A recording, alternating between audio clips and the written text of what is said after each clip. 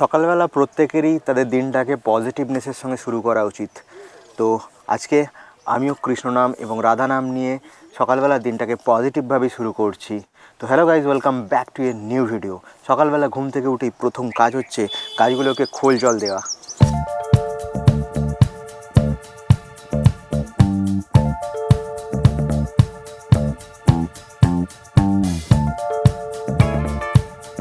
তো গাছে খোল জল দেওয়া কমপ্লিট হয়ে গেছে।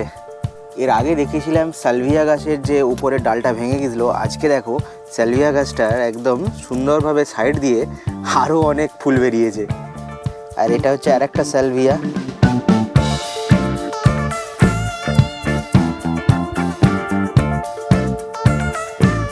আর একটা গাছ নিয়েছিলাম, এটা কী গাছ জানি না। তো এই গাছটারও সুন্দর ফুল হয়েছে, আর এই একটা কুঁড়ি জাস্ট হয়েছে।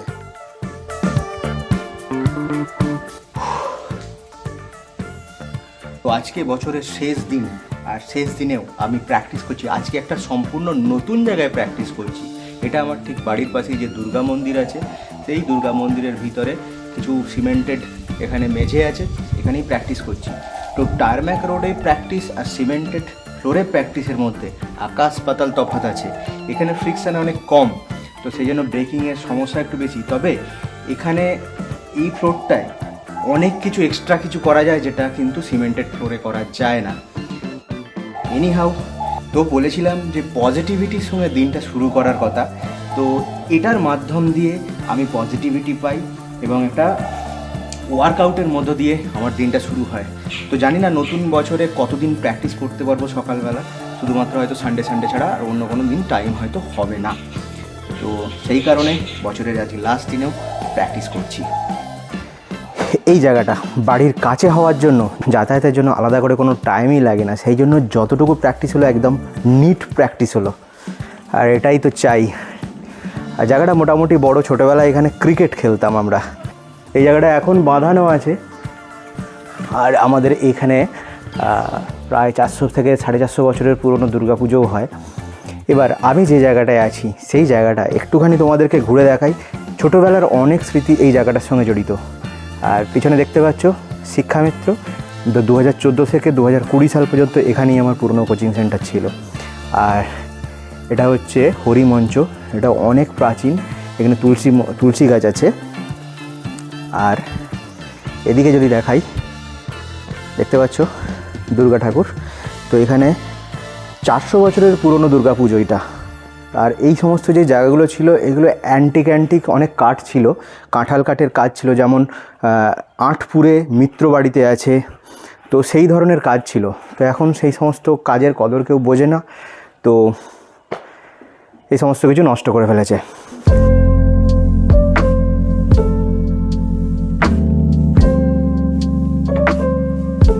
তো এদিকেই হচ্ছে একটা ঘাট আছে, যেখানে দুর্গা ঠাকুর বিসর্জন হয়।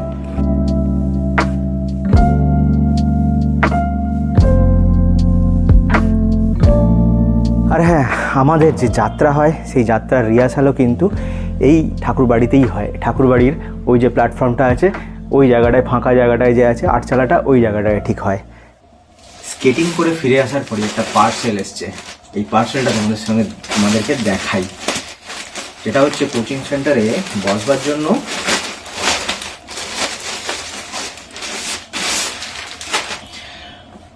জন্য একটা মাদুর বা শতরঞ্চির দরকার ছিল। তো সেই জন্য অনলাইন থেকে এটা অর্ডার করিয়েছিলাম। তো এটা একটা বড় শতরঞ্চি। তো এটা আমার ক্যাম্পিংয়ের ক্ষেত্রেও ইউজ করতে পারবো, আবার এটা কোচিং সেন্টারে বসার কাজেও ব্যবহার হবে। তো হেভি সুন্দর এটা।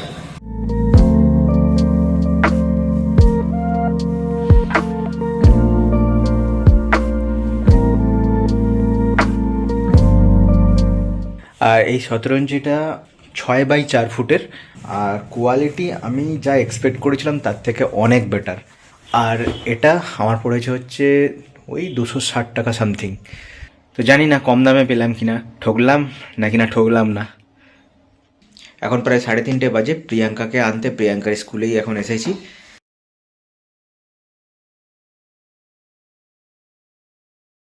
কি হলো তোমার? ভাবুক হয়ে গেছো?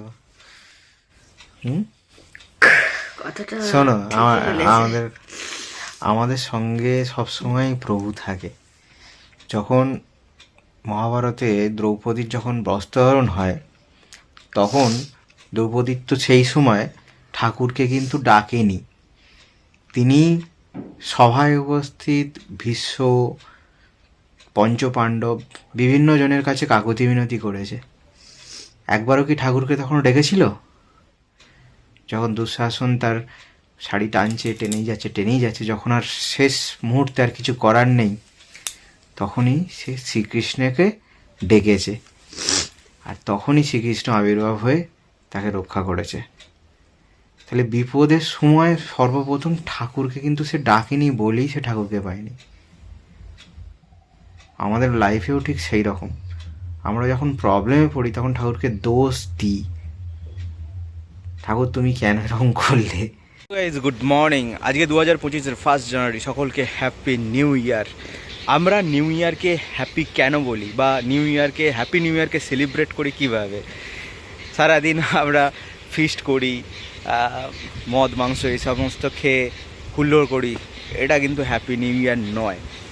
তো হ্যাপি নিউ ইয়ার এটা মনের থেকে, যে একটা নতুন আশা, নতুন একটা বছরের শুরু, নতুন একটা রেজলিউশন, তো সেটাই হচ্ছে আমাদের কাছে হ্যাপি। তো সেই কারণেই হ্যাপি নিউ ইয়ার। সকলকে হ্যাপি নিউ ইয়ার আমার তরফ থেকে, আমার মতো করে। আর এই ব্লগটাকে আর লেন্দি না করে এখানেই শেষ করছি। দেখা হচ্ছে তোমাদের সঙ্গে পরের দিনের আর একটা নতুন ভিডিওতে। ততদিনের জন্য বাই বাই।